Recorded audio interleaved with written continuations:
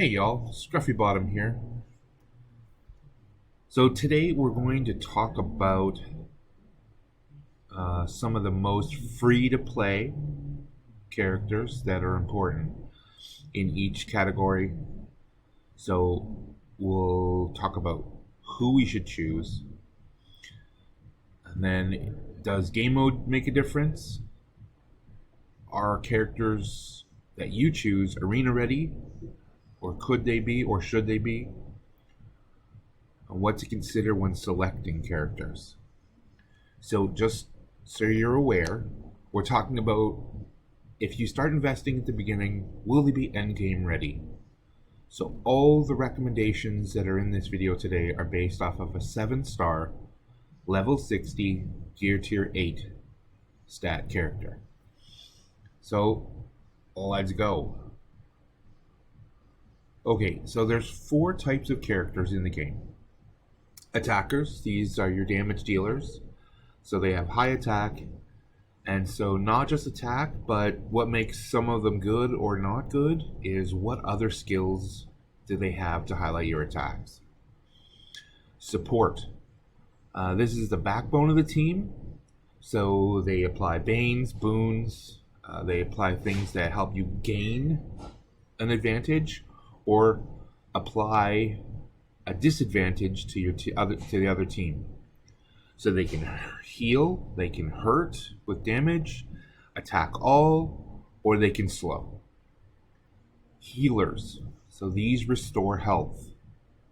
So what we worry about here is how often, how much, and what other skills will differentiate them from another character. And your tanks. These are the ones that take the hit and keep on going. They're the ever ready batteries of the team.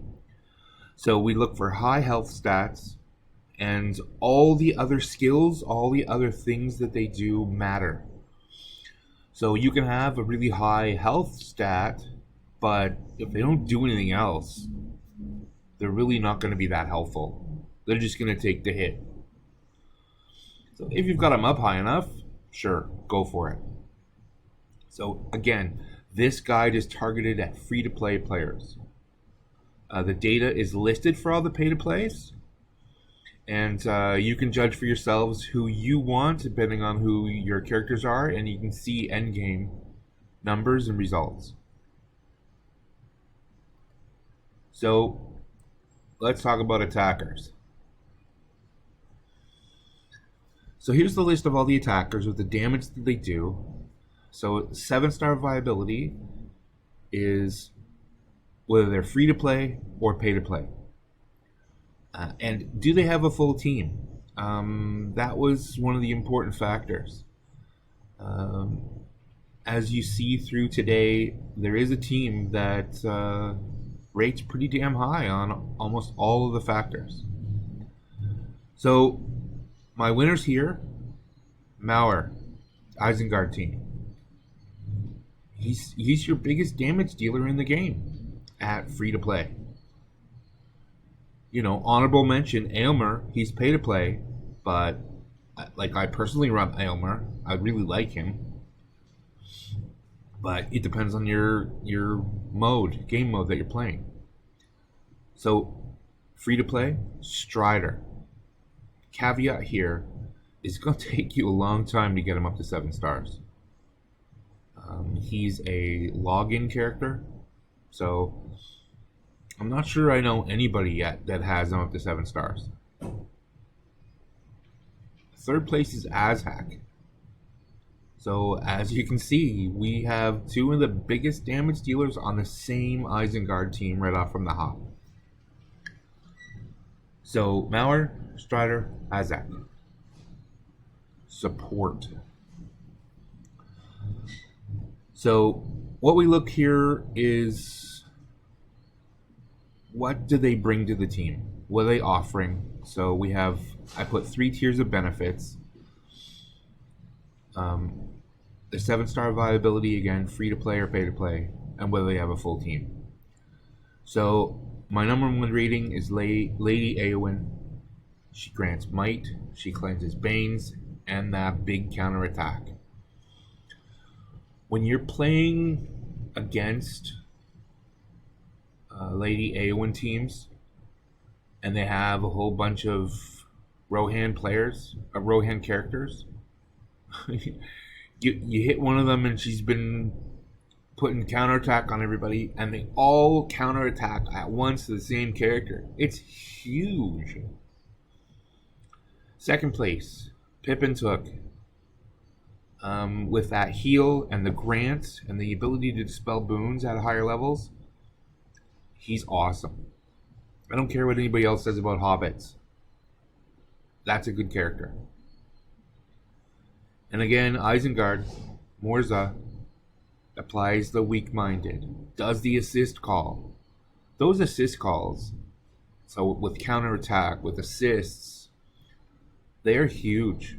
That's a secondary attack because he applies a boon for that assist call. So you'll get the boon, which if you're using them with Uglick, you get the heal because you've applied a boon. And then the assist, so you also get an attack out of it. So Morza gains health and armor. The higher up, the more health and more armor you get for the Isengard team, or for anybody in this team. So one of the other factors I looked at was whether it applies it to the entire team or just one specific group. So Lady Eowyn, or Eowyn, Pippin took Morza. Healers. So I'm going to have to eat some words back on this one. Chef Kraska. He's got the best heal in the game currently as a healer. 2,000 health and 14%. 1,600 health and 10%. He's got 2 heal abilities. So he's free to play. He takes first place.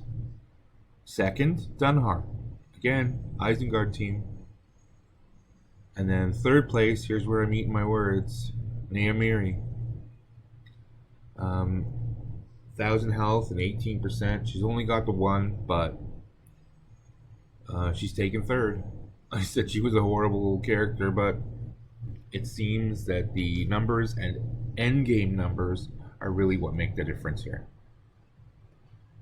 Okay, tanks. With no surprise, Gaz Ironhide is taking first place. So, Gaz Ironhide, you have his damage, the amount of hit points he has. Like, that guy's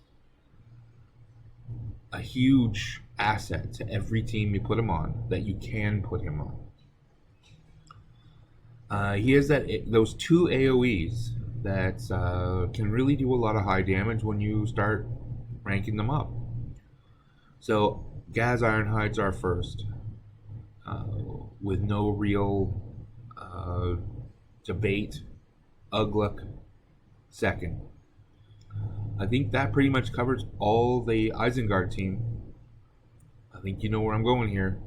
That team has a lot of characters that are end game ready for the current set of characters.